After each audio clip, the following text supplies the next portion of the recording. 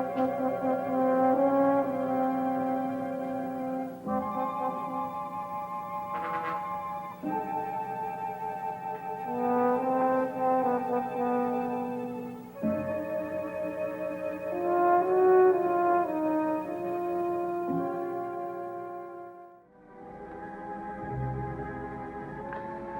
haven't put that album down all evening. It isn't as though you hadn't seen it before.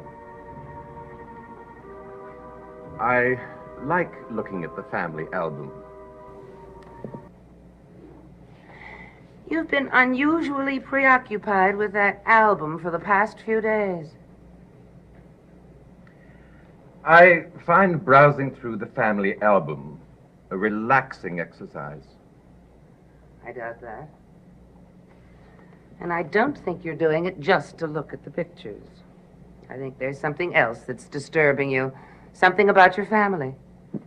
Doctor, you're beginning to annoy me. In fact, I think it has to do with a specific member of your family. Could it be a child, Barnabas? Could it be your sister, Sara? Don't be absurd. Little Sarah's been dead for almost 200 years. So have you, Barnabas. But you've come back. Why can't she? What a ridiculous question. Sarah's was dead when she was 10 years old. She was the soul of innocence. She hadn't been afflicted by the same problem I had. I find it very egotistical of you to think that only your kind can come back from death. Haven't you ever heard of ghosts, Barnabas? Or does the thought of a ghost frighten you? Doctor, you are beginning to wear on my patience. On the contrary, you're wearing on mine. The first experiments a few days ago were very successful. The initial injection created a dramatic change in the structure of your blood cells. But there's some emotional disturbance that you've been having that's been very detrimental to our experiments. I haven't the vaguest idea what you're talking about. I am talking about the possibility of the failure of these experiments. Oh, now, neither of us are fools, Barnabas. We both know that there's been talk of a little girl having been seen in these woods.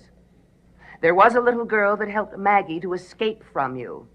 The description of this little girl could very well be your sister, Sara. Now, if Sara has indeed returned, we must find her before she destroys our plans. There's no if about it. She has come back. How do you know that? Because she made contact with me the other evening. How? What difference does it make? What matters is that she's here. And I don't know why. Did you actually see her? No. Well, then how do you know that it was her? Because I heard her singing. I'd know that voice anywhere. Where were you when you heard her singing? Never mind. Where were you, Barnabas? It doesn't matter where I was. The important thing is that I heard it, that's all. Oh. I think where you were might very well have something to do with why Sara tried to contact you. Where were you, Barnabas? In Maggie Evans' room. I went to visit her to make certain that she knew as little as you said she did. Maggie's room. You couldn't take my word for it. Frankly, no. I had to convince myself that Maggie Evans was no longer a threat to me. I discovered that I had good reason to. Do you mean to say that Sara actually stopped you from killing Maggie? I told you. I heard the song that she used to sing, and I began looking for her. Well, why didn't you kill Maggie first and then look for her? I don't know. I think you do.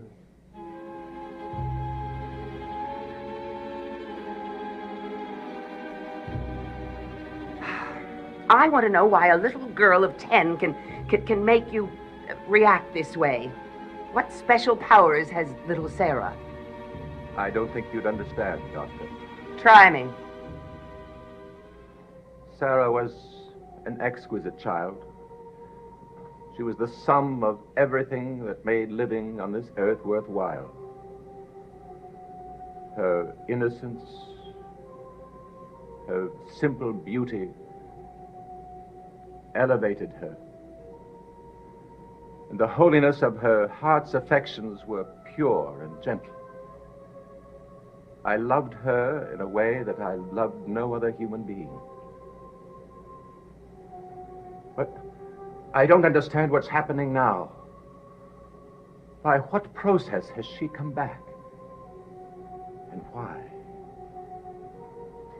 Has it occurred to you that perhaps it was you who brought her back? It's ridiculous. It isn't as ridiculous as it sounds. It's altogether possible that you could have willed her to come back. Unconsciously, of course. But why?